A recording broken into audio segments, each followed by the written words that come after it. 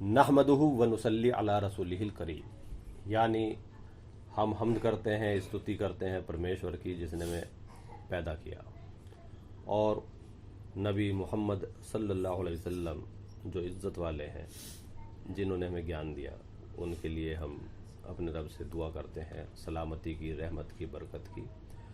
और उनसे पहले जो नबी आए उन सब नबियों के लिए हम दुआ करते हैं।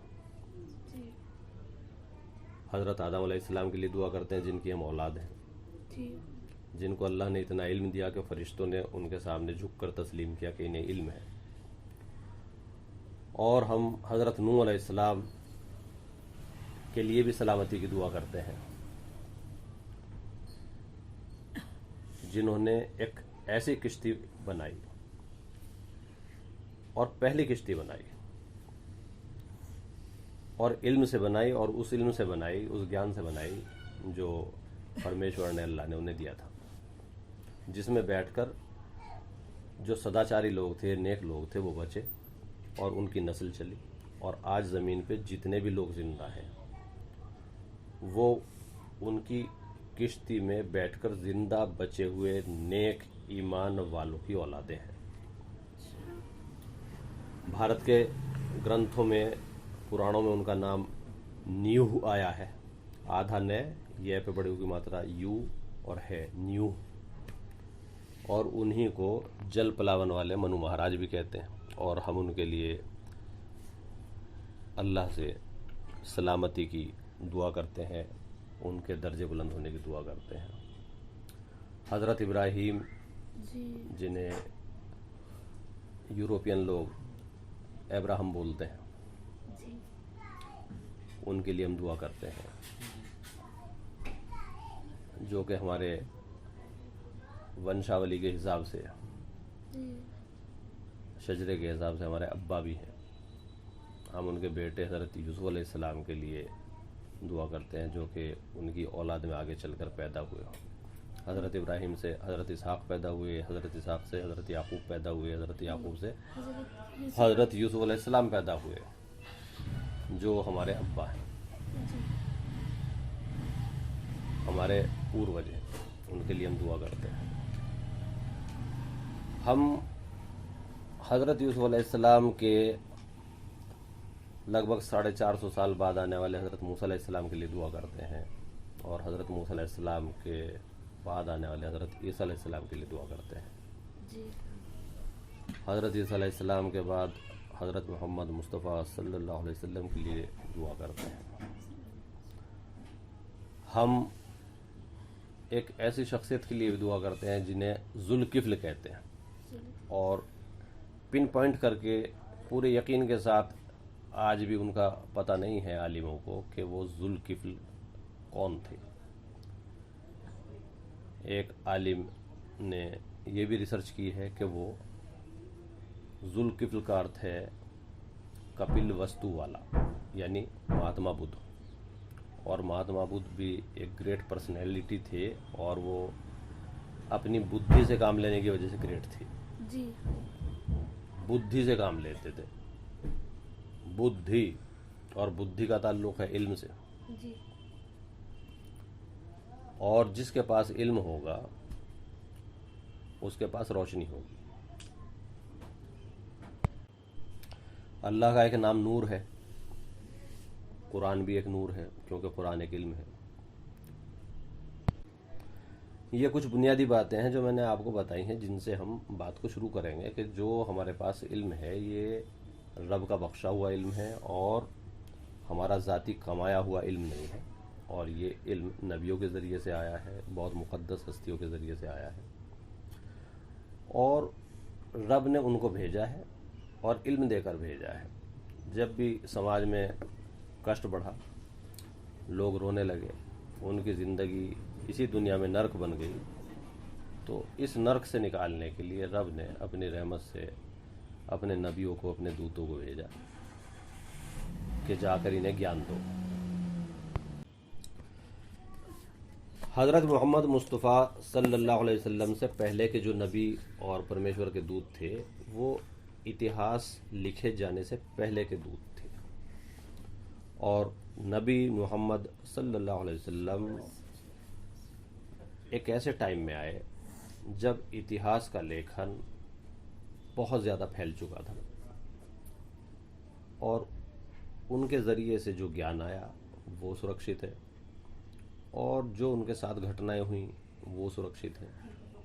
इस तरह से हज़रत आदम अलैहिस्सलाम से लेकर हज़रत इस्माईल अलैहिस्सलाम तक और उनके बाद तक जितने नबी आए, हज़रत मोहम्मद मुस्तफ़ा सल्लल्लाहु अलैहि वसल्लम से पहले जितने नबी आए, उन्होंने जो ज्ञान दिया उसी ज्ञान को, उसी इल्म को नबी मोहम्मद सल्लल्लाहु अलैहि वसल्लम ने दोबारा से फिर से लोगों की याददाश्त में ताज़ा किया,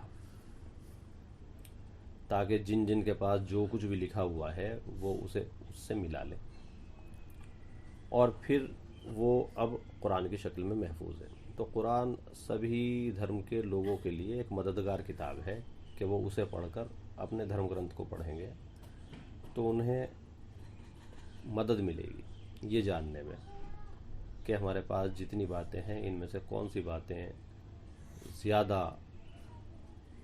प्रामाणिक हैं और परमेश्वर की तरफ से हैं, अल्लाह की तरफ से हैं, ताकि हम उन बातों पर चलकर अपना कल्याण कर लें। पूरे कुरान करीम में जो भी नियम आए हैं, जो भी कानून आया है, उसे अल्लाह ताला ने सूरह फातिहा में समेट दिया है। सूरह फातिहा की शुरुआत ही अल्हम्दुलिल्लाह से होती है। अल्हम्दुलिल्लाह दो बोल हैं, सिर्फ दो बोल, अल्हम्दुलिल्लाह। स्तुति और धन्यवाद परमेश्वर के लिए ही खास है। तारीफ़ और शुक्र अल्लाह ही के लिए है। तारीफ़ और शुक्र अल्लाह ही के लिए है।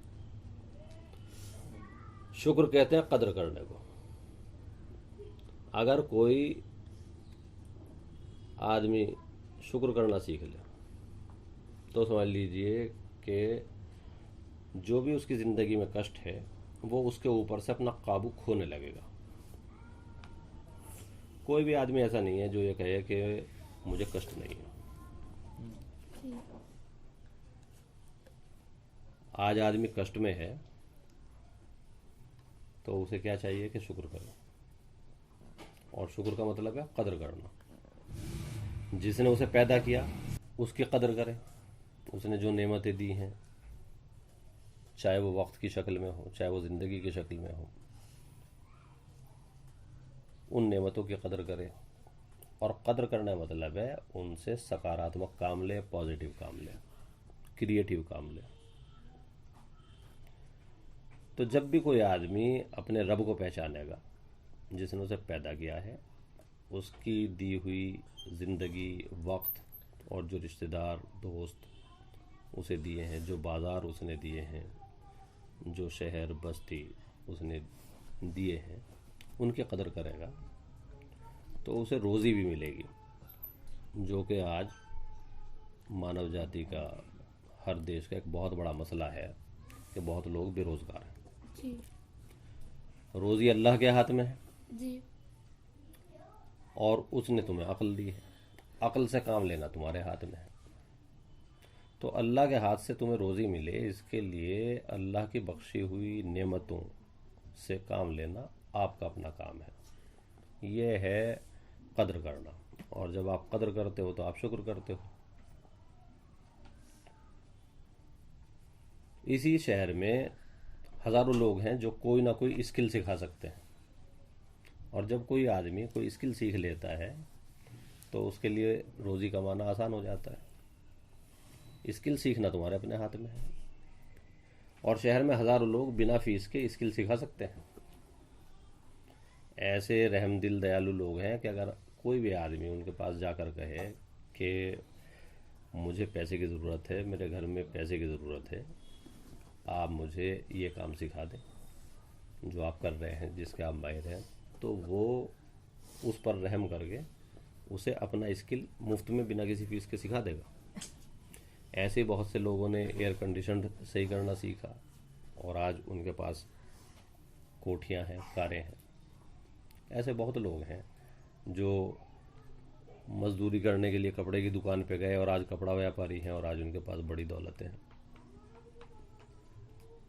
ये है रब की नेमतों की कदर करना। इल्म ये है कि आदमी इसको ये पहचाने कि ये ज़मीन घूम रही है तब जाकर ये दुनिया कायम है, ये पूरा यूनिवर्स घूम रहा है तब जाकर ये दुनिया कायम है। सूरज निकलता है, ज़मीन से पानी आसमान में चढ़ता है, फिर वहाँ से बरसता है, ये सब रब की रहमत है। वो पानी नीचे बरसता है तो उससे हम पानी पीते हैं, खेतों में फसल उगती है, उससे ये सब ज़िंदगी कायम है। और उसी ने हमें अक्ल दी, दिल दिया, हाथ दिए, पैर दिए, जिनसे हम काम लेते हैं। ये सब रब की रहमत है। ये इल्म है कि आदमी अपने क्रिएटर को पहचाने। वो हमें रिज़्क दे रहा है, आसमान से पानी बरसा कर भी और ज़मीन से बीज को फाड़ कर पेड़ बनाकर उस पर फल लटका कर जो हमें खाने को देता है, उस तरह से भी। और जब हम अपनी अक्ल से काम लेते हैं तो वो अक्ल भी उसी ने दी है, और जब हम हाथ से काम लेते हैं तो वो हाथ भी उसी ने दिए हैं। और जब हम उसकी दी हुई नेमतों से काम लेकर कहीं कमाई करके पैसे हासिल करते हैं, पैसों से फिर हम बाज़ार से फल लाते हैं, सब्ज़ी लाते हैं, आटा लाते हैं, चावल लाते हैं, और उसे हम आग पर पकाते हैं तो वो आग भी उसी की दी हुई है। उसमें हम अपनी पसंद के मसाले डालकर पकाते हैं और हम खाते हैं। तो ये फूड, ये रिज़्क, ये रोज़ी उसी ने दी है, जिसने हमें पैदा किया, जिसने ज़मीन पैदा की, जिसने आसमान पैदा किया, जिसने पानी पैदा किया, जिसने आग पैदा की, जिसने चावल पैदा किया, जिसने फसलें पैदा की, जिसने नस्लें पैदा की, उसी ने हमें रिज़्क दिया है। ये पहचानना इल्म है और ये पहचानना शुक्र है। और अब आप अल्हम्दुलिल्लाह कहते हैं तो ये अपनी ज़ुबान से इजहार करना भी शुक्र है। और जो आदमी सोचता है कि तो मैंने अपनी मेहनत से कमा लिया, भाई साहब मैंने अपनी मेहनत से कमा लिया, ऊपर वाला नहीं आता किसी को देने के लिए जब तक इंसान मेहनत ना करे। इस तरह की बातें आप सुनते हो तो ये नाशुक्री है। बहुत लोगों के पास हाथ हैं पर काम नहीं है, अक्ल है पर अक्ल ठप है, वे अक्ल से काम नहीं लेते, या उल्टा काम लेते हैं कि वो ये सबूत तक देते हैं कि इस दुनिया का कोई क्रिएटर ही नहीं है। और उन्होंने बड़ी बड़ी किताबें लिखी हैं, बहुत मशहूर लोग हुए हैं जिन्हें नास्तिक कहते हैं, जो क्रिएटर के वजूद को ही नहीं मानते, अक्ल से उल्टा काम ले लिया। ये नाशुक्रे लोग हैं, ये नाशुक्रे लोग हैं। तो हमें किसी नास्तिक का खंडन नहीं करना है, क्योंकि नास्तिक किसी घटना की वजह से नास्तिक हुआ कि किसी धार्मिक आदमी ने या धर्म का नाम लेने वाले आदमी ने उसका शोषण कर लिया या उसके समाज का शोषण कर लिया, तो उसकी प्रतिक्रिया तो है उस पाखंडी शोषण करने वाले आदमी के खिलाफ, और वो खिलाफ हो गया क्रिएटर की, यानी वो एक एक्सट्रीम पे पहुंच गया। ठीक है ना। तो एक तो अपनी अक्ल को इससे बचाना है कि आप किसी चीज़ की प्रतिक्रिया में इतना आगे ना बढ़ जाएं कि आप ज्ञान से और शुक्र के दायरे से निकल जाएं और अज्ञानता के काम करने लगें। शुक्र का मतलब है कदर करना। कदर करना, जिसने पैदा किया उसकी कदर करना, जिसने मौक़ों को, अवसरों को पैदा किया उसकी कदर करना, जिसने हमारे अंदर योग्यताओं को पैदा किया इसकी कदर करना, जिसने हमें वक्त दिया कि हम अपने अंदर जो स्किल है वो पैदा कर सकें या उन्हें डेवलप कर सकें, इस बात की कदर करना। यानी इस तरह से हम हर वक्त फील कर सकते हैं कि जिसने हमें पैदा किया हम उससे जुड़े हुए हैं, और ऐसा हम फील करेंगे अपनी आत्मा में, अपने अंदर। और ये जो लफ्ज़ अंदर है, जो लफ्ज़ आत्मा है, आत्मा का मतलब है खुद, यानी मैं खुद, और ख़ुद का एक ज़ाहिर है यानी ये फिज़िकल बॉडी। फिज़िकल बॉडी जिसमें आँखें हैं, हाथ हैं, पैर हैं, ये वजूद का ज़ाहिरी हिस्सा है। और एक है इसके अंदर जो अपने होने को महसूस करता है कि मैं हूँ, इसका नाम है आत्मा, जिसे बोलते हैं अपना आपा। जब आप आंख बंद करके बैठ जाओ बिल्कुल और सोचो तो जो सोचते हो अपने अंदर सोचते हो, तो जो आप अपने अंदर सोच रहे हो तो आप अपनी आत्मा में सोच रहे हो, वो आत्मा भी उसी क्रिएटर का एक हुक्म है। उस हुक्म के ज़रिए से आप अपने रब से जुड़े हुए हो, क्योंकि हुक्म हुक्म देने वाले से जुड़ा ही रहता है हमेशा। तो आप महसूस कर सकते हो उस जुड़ाव को, जिसकी कैफियत आप नहीं समझ सकते कि ये जुड़ाव कैसे है, और ना इसकी कोई मिसाल दे सकते हो कि कैसे है। लेकिन जिसने हुक्म दिया है उससे उसका हुक्म हमेशा जुड़ा रहता है। समझ में आ रही है बात? जी। तो जब आप 2 मिनट के लिए चुप होकर बैठो और अपने अंदर अपने आप को महसूस करो, तो वो भी एक नेमत है। जो आपका अपना आपा है, जिसे आत्मा बोलते हैं, वो भी एक नेमत है और सबसे बड़ी नेमत है। और जब भी आप खुदा को, अपने रब को, अपने क्रिएटर को, परमेश्वर को, प्रभु पालनहार को पहचानोगे कि वो कैसा है, तो उससे पहले आपको पहचानना होगा कि मैं कैसा हूँ। और कैसा समझ में नहीं आएगा, अपना ही, कि मैं कैसा हूँ। ठीक है ना, समझ में नहीं आएगा। तो यहाँ आकर अक्ल की सीमा समाप्त हो जाती है। अक्ल समझ नहीं सकती अपने आप को भी। तो अब आप ये जान सकते हो कि जिसने ये हुक्म दिया है वो अक्ल में समा नहीं सकता। उसके वजूद का होना तो समझ में आ सकता है कि वो है, कैसा है ये समझ में नहीं आ सकता। इसलिए उसे तय करने की भी कोशिश मत करो, वरना हर आदमी अपनी अक्ल से तय करेगा वो कैसा है, वो ऐसा है, वो वैसा है। तो उससे बहुत से नज़रिए बनेंगे और फिर उन नज़रियों को लेकर लोग लड़ेंगे और लड़ाई हो जाएगी। और लड़ाई नाशुक्री है, और नाशुक्री होते ही कष्ट आएगा। कष्ट आते ही आदमी जो है चीखेगा, चिल्लाएगा। तो अगर कहीं आदमी आदमी से लड़ रहा है, या कौम कौम से लड़ रही है, या कौमें कौमों से लड़ रही हैं, या देश देशों पर चढ़ाई किए हुए हैं, तो इसका मतलब है नाशुक्री बड़े पैमाने पर हो रही है। और इसके रोकने का तरीका यह है कि लोगों को शुक्र की तालीम दी जाए।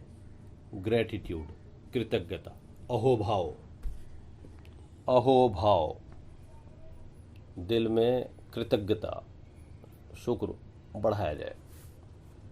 समझ में आ रही बात? जी। और बहुत लोग ऐसे हैं जिन्होंने शुक्र की कोचिंग देने का बिजनेस कर रखा है। आज द साइंस ऑफ ग्रेटिट्यूड के नाम से इंटरनेट पर बहुत लिटरेचर है जो आपको शुक्रगुजार होना सिखाता है, क्योंकि अब तक दीन था शुक्र और अब साइंस है। दीन भी शुक्र सिखा रहा है, साइंस भी शुक्र सिखा रही है, और शुक्र करने वाले कम लोग हैं, शुक्रगुजार कम हैं, शुक्रगुजार कम है। समझ रहे? जी। समझने की बात है ये, जी।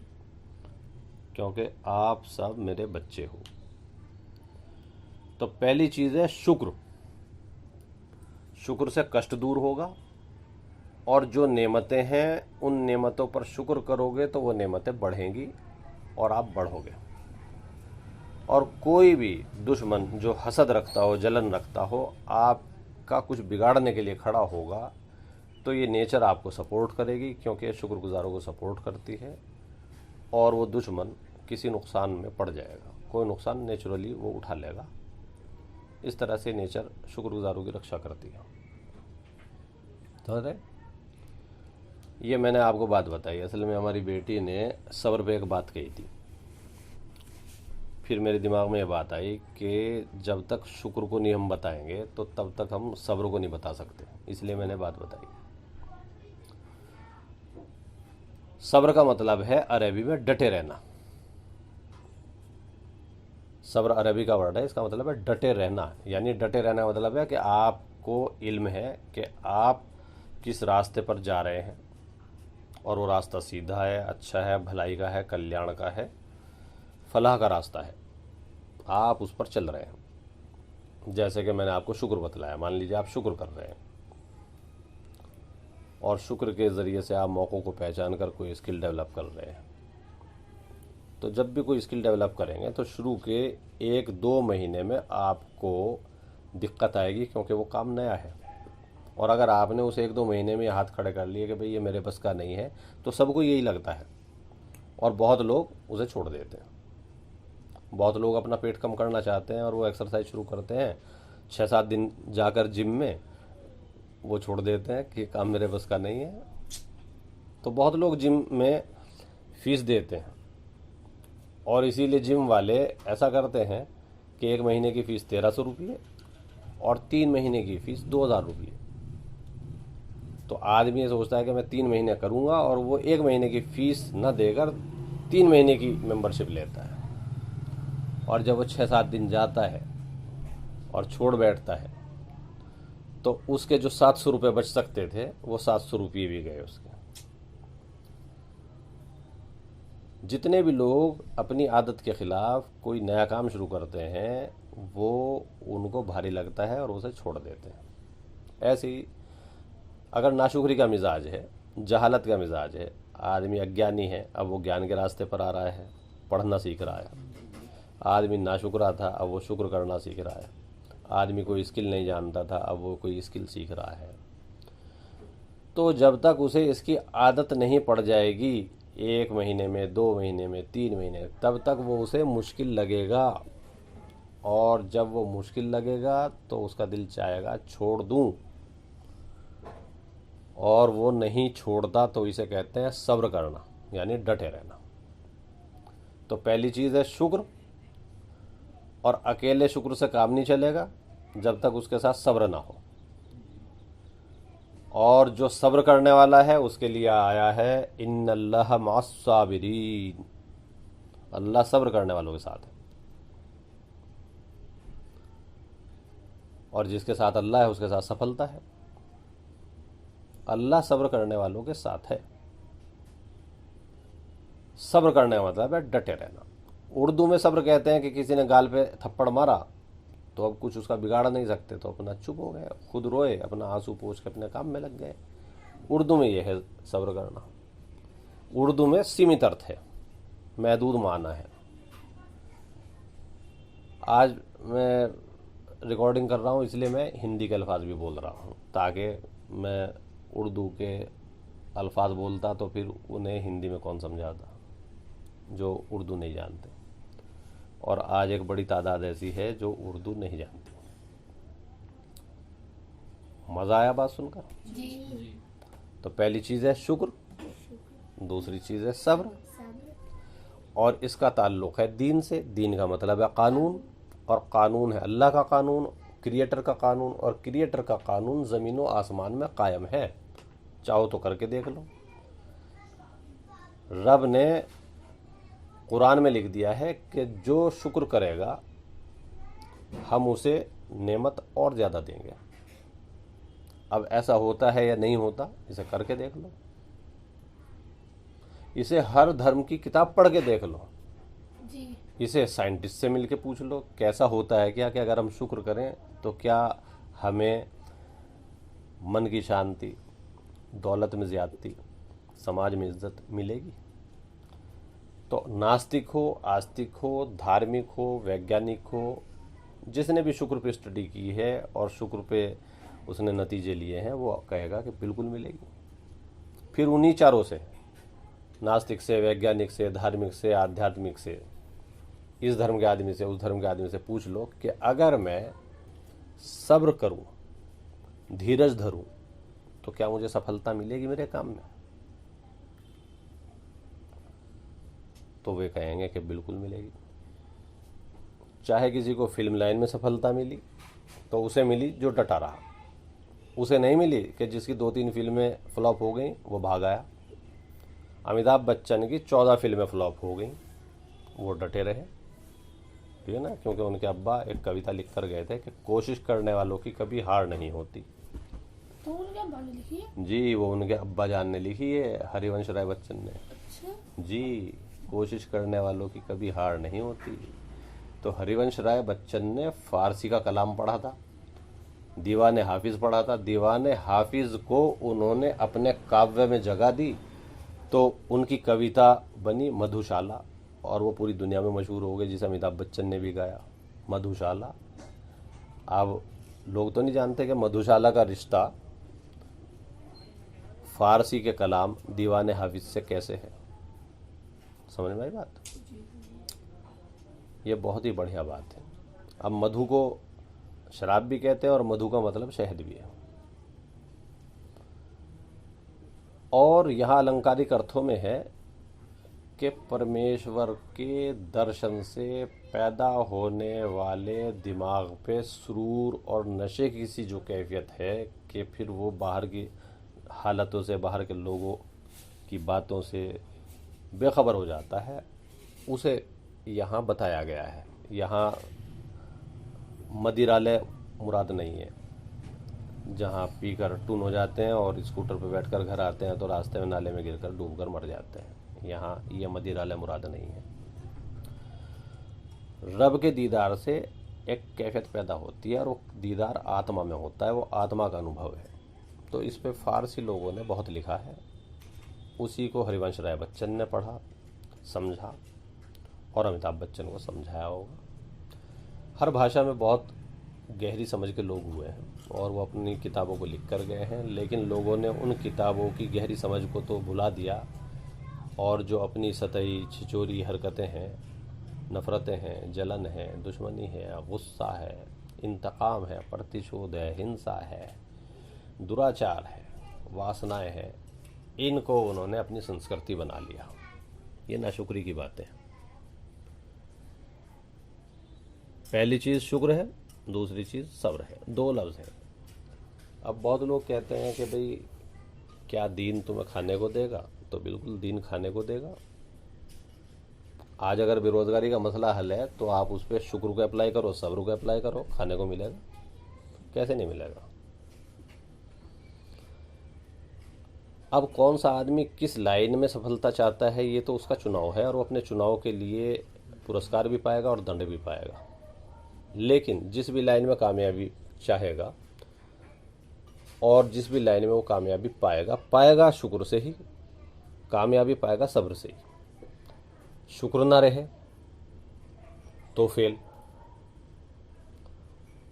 और सब्र ना रहे तो फेल। और सब्र की एक मज़ेदार बात यह है कि अगर आप जितना जानते हैं उतना करते रहें और वक्त बीतने दें तो हर चीज़ की एक एक्सपायरी डेट यहाँ इस दुनिया में मौजूद है। दुखों की भी एक एक्सपायरी डेट है और इसे हमारी दादी कहती थी कि 12 साल में कूड़ी के दिन भी बढ़ जाते हैं।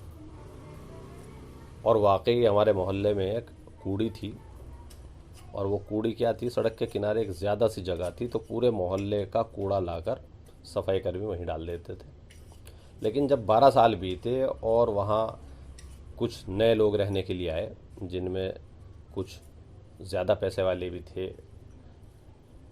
और पहले वहाँ एक छपाई का कारखाना था और फिर वो बंद हो गया था तो उसके सामने कूड़ी पड़ी रहती थी। दूसरे 2-3 तरफ के मकानों की बैक साइड उधर थी तो लोग परवाह नहीं करते थे। लेकिन जब वो कारखाना बिका और उसमें वहाँ नया व्यापारी आया तो उसे सबसे ज़्यादा बुरा वो कूड़ा लगा। तो 12 साल के बाद या 12 साल के अंदर वो कूड़ा वहाँ से ख़त्म हो गया। एक बार मैं अपनी ननियाल गया। ननियाल के गांव में मैंने देखा कि गांव बहुत डेवलप हो गया है और जिन जगहों पर कूड़ियाँ पड़ती थी, गांव के लोग अपने खेत में डालने के लिए, खाद बनाने के लिए गोबर जमा कर देते थे और फिर बाकी लोग भी अपना कूड़ा वहीं फेंक देते थे। उन जगहों पर शानदार कोठियाँ बनी हुई हैं और कूड़ा डालने की जगह खुद ही बढ़कर गांव से और बाहर पहुंच गई। जाहिर है अगले 12 साल में वहाँ भी डेवलपमेंट होगा और वो कूड़ी उससे और आगे पहुंच जाएगी। तो मुझे अपनी दादी याद आई जिनकी उम्र लगभग 94 साल हुई और वो इस दुनिया से गई। तो 12 साल का अगर कोई सब्र करता है तो 12 साल के बाद उस सब्र करने वाले की हालत में भी बदलाव हो जाएगा। ये सब्र की ताकत है। तो मायूस होने की ज़रूरत नहीं है, मायूस होने की कतई ज़रूरत नहीं है। अल्लाह ने अपने नबियों के ज़रिए से हमें इतना अच्छा इल्म दिया है कि यहाँ रात आती है और फिर दिन आता है, रात के बाद दिन ज़रूर आता है। अब ये तो हम फिज़िकल मानों में, फिज़िकल अर्थों में देख रहे हैं, लेकिन आप इसको अलंकारिक रूप में देखें। आध्यात्मिक अर्थों में देखें, रात निराशा का प्रतीक है, जी घोर निराशा, ठीक है ना। और दिन का सूरज आशा का सूरज है, एक नई आशा लेकर आया है। जी सूरज जीवन का प्रतीक है कि जब सूरज निकलने वाला होता है तो निकलने से भी पहले लोग जाग जाते हैं, यानी जो मरे हुए थे, सोना मौत का प्रतीक है, जो लोग सो रहे थे वो लोग जागने लगते हैं, उनमें जिंदगी आने लगती है। और अभी सूरज आया भी नहीं है, सूरज के आने से पहले ही लोग उठ के बैठ जाते हैं कि चलो सूरज का वेलकम करेंगे, ठीक है ना। और हम भारत में रहते हैं, यहाँ तो सूरज के लिए एक पूरा मंत्र है, गायत्री मंत्र, तत्सवितुर्वरेण्यम भर्गो देवस्य धीमहि धियो यो न प्रचोदयात्। इसके बहुत से लोगों ने बहुत अर्थ बनाए हैं, लेकिन जो मैंने अर्थ किया है उसको मैं संक्षेप में कहूँगा। हम देव के उस सविता का वर्णन करते हैं जो हमारे पापों को नष्ट करता है और हमारी बुद्धियों को प्रेरित करता है। तो अगर आप जागने के बाद सुबह को बैठ जाएं कि शुरू की सुबह की, बिल्कुल सुबह के सूरज की किरणें आपके चेहरे पर पड़ें, तो वो जो 8 मिनट कुछ सेकंड तक ख़ास किरणें पड़ती हैं, उनसे आपकी बुद्धि को प्रेरणा मिलती है, आपकी अक्ल को ताजगी मिलती है। और पूरे दिन का तो सूरज पड़ा ही है कि जब उसकी रोशनी होगी तो आपको रास्ते दिखेंगे, आप उन रास्तों पे चलोगे, खेतों में हल चलाओगे, आप उत्पादन का काम करोगे, प्रोडक्शन करोगे। ये भौतिक अर्थों में है, ठीक है ना। तो सुबह ही उठ गए और इस बात को याद कर रहे हैं कि अब सूरज निकलने वाला है और हम इसका वर्ण करेंगे। वर्ण करने का मतलब ये है कि हम इसको अपनी ज़िंदगी में शामिल करेंगे। और आप देखो सूरज के चारों तरफ जो है सारे के सारे ग्रह घूमते हैं, ठीक है ना। और आप जिस चीज़ पे ध्यान लगाते हो उस चीज़ का गुण आपके अंदर आता है। अगर आप बुरे लोगों की बुराई का चर्चा करोगे कि फिल्मी सितारे वहाँ नंगे हो गए, यहाँ ये हो गए, तो आपकी भी ज़िंदगी में नंगापन आएगा। और अगर आप सुबह को उठकर सूरज को देखोगे और सूरज पे गौर करोगे और गौर करके पता लगाओगे कि सूरज से आपकी लाइफ में क्या बदलाव आ रहे हैं, या सूरज की हैसियत ये है कि पूरे के पूरे सौरमंडल के ग्रह उसके चारों तरफ घूमते हैं, या इसी तरह की आप बातें सोचोगे जो सूरज से मुताल्लिक़ है, तो उस सोचने से आपका ध्यान सूरज पे जाएगा और आपके अंदर भी वशीकरण की शक्ति आएगी। आपके चारों तरफ भी लोग घूमने लगेंगे। जितना ज़्यादा आपके पास ज्ञान होगा उतना ज़्यादा आपके पास बुलंदी होगी। फरिश्तों ने आदम के सामने झुककर इस बात को तस्लीम किया था अल्लाह के हुक्म से कि आदम को हमसे ज़्यादा इल्म है, और अल्लाह ने हज़रत आदम अलैहिस्सलाम को सबसे ज़्यादा इल्म दिया। हमें आदमी कहलाने का हक़ ही तब है जब हम इल्म वाले हों, जब हम इल्म वाले हों। और इल्म में ये 2 बातें सबसे पहले आएंगी, शुक्र करना, सब्र करना। और जिसके पास इल्म होगा, सब्र होगा, शुक्र होगा, तो उसे कोई रोटियों की कमी है दुनिया में नहीं। कि लोग कह रहे हैं जी बेरोज़गारी बढ़ रही है, बेरोज़गारी बढ़ रही है तो इल्म बढ़ाओ जी। इज़राइल पे थोड़ी सी ज़मीन है, उसने क्या काम किया, अपने मकानों की दीवारों पर गमले लगाकर वर्टिकल गार्डनिंग शुरू कर दी, दीवारों पर ही फसल पैदा करनी शुरू कर दी। और हमारा देश तो उससे सैकड़ों गुना बड़ा है।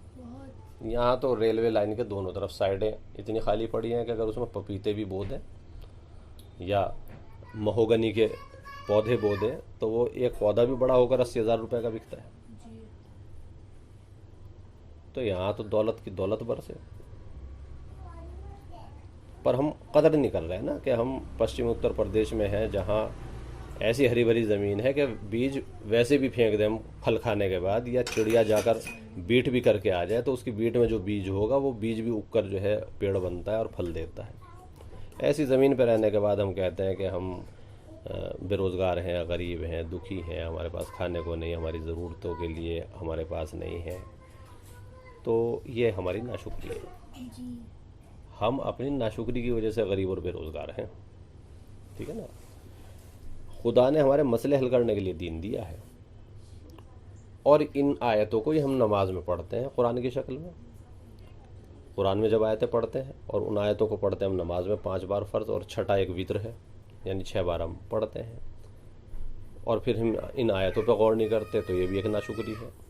तो ये आयतें बार बार रिपीट इसीलिए की जाती हैं ताकि हम इन पे ध्यान दें और इन कामों को करें। जैसे अल्हम्दुलिल्लाह रब्बिल आलमीन हम बार बार पढ़ रहे हैं, तो इसीलिए तो पढ़वा रहा है अल्लाह हमसे कि ताकि हम शुक्र पे ध्यान दें।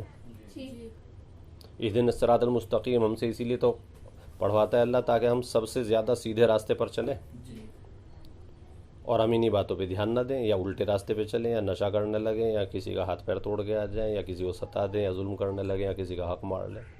तो ये नाशुक्री तो है, और जो नाशुक्री करेगा वो कष्ट में पड़ेगा, और कष्ट से निकलने का तरीका शुक्र है। और जब शुक्र करोगे तो आप पे बोझ पड़ेगा, उस बोझ से घबरा के आप सोचोगे कि पहले ही सही था, जैसे मैं पहला था वैसे ही हो जाऊँ।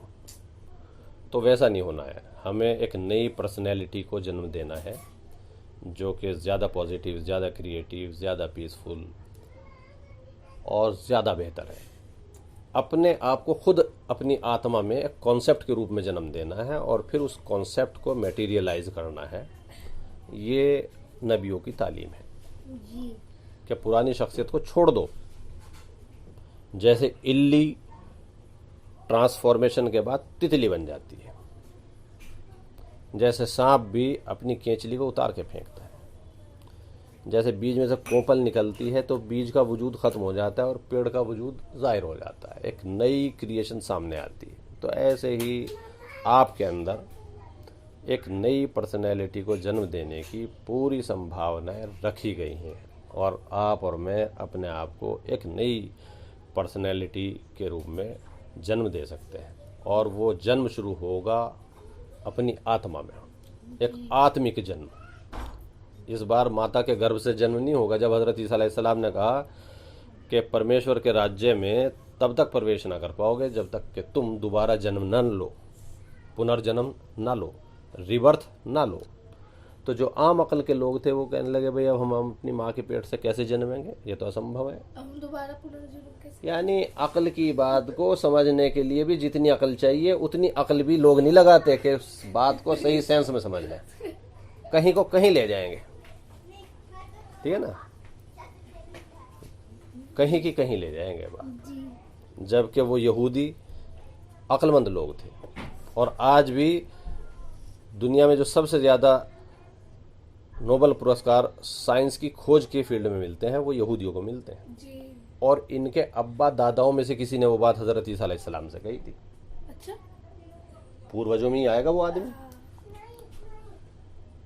तो अक्ल, इल्म, सब्र, शुक्र, ये चीज़ें मैंने आज अपने बच्चों के रूप में आपको बतलाई, क्योंकि मैं आपको जो बात बता रहा हूँ ये आपके काम आने वाली है। अवन खान, वो मैंने आपको जो दुआ के 2 रुकन बताए थे वो बताओ, 2 रुकन। इखलास और यकीन। इखलास और यकीन। सूरह फातिहा एक दुआ भी है, और जब हम दुआ करते हैं तो वो कबूल हो, तो कबूलियत की शर्त है कि हम हलाल माल से खाएं, पिएं और पहनें। लेकिन दुआ का वजूद मुनहसिर है, निर्भर है इखलास और यकीन पर। अगर इखलास और यकीन में से एक भी नहीं होगा, खुदा पर यकीन नहीं होगा या खुदा के लिए इखलास नहीं होगा, यानी दिल खालिस नहीं होगा, शुद्ध नहीं होगा, प्योर हार्ट नहीं होगा, तो दुआ असल में दुआ ही नहीं होगी। वो कुछ शब्द होंगे जो आपने बोले और वो सर से ऊपर तक भी नहीं जाएंगे। और अल्लाह के नबी मोहम्मद सल्लल्लाहु अलैहि वसल्लम ने पनाह मांगी है ऐसी दुआओं से जो कबूल ना हो। तो इसलिए जब हम सूरह फातिहा पढ़ें या अपनी कोई दुआ करें तो अपने दिल को प्योर करें, इखलास हासिल करें, यकीन हासिल करें, ताकि हमारी दुआ सुनी जाए। जब हम अपने हाथ से कोई काम करें, फिज़िकल एफर्ट करें, तो उसमें भी हम ध्यान रखें कि भाई हमें सब्र करना है, डटे रहना है, ताकि हमें कामयाबी मिले।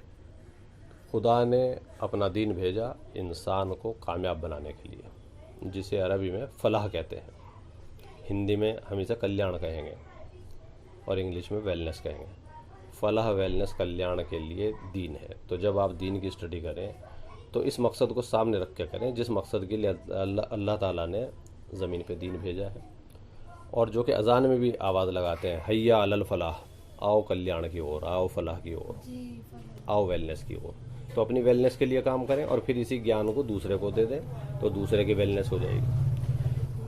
आप 10 आदमियों को खिला सकते हो या 1000 आदमियों को खिला सकते हो, और अगर कोई NGO बना लो तो 10,000 को खिला लोगे, लेकिन पूरी ज़मीन के बेरोज़गार गरीबों को, ज़रूरतमंदों को आप खाना नहीं खिला सकते, उन्हें कपड़ा नहीं पहना सकते, उन्हें घर और छत नहीं दे सकते, उन्हें इलाज नहीं दे सकते, उनकी ज़रूरतें पूरी नहीं कर सकते। लेकिन अगर आप उन्हें सब्र और शुक्र सिखा दो, अगर आप उन्हें इल्म दे दो, उनके एटीट्यूड को चेंज कर दो, उन्हें क्रिएटिव बना दो, उन्हें प्रोडक्टिव बना दो, तो आप पूरी ज़मीन के लोगों का मसला हल कर सकते हो।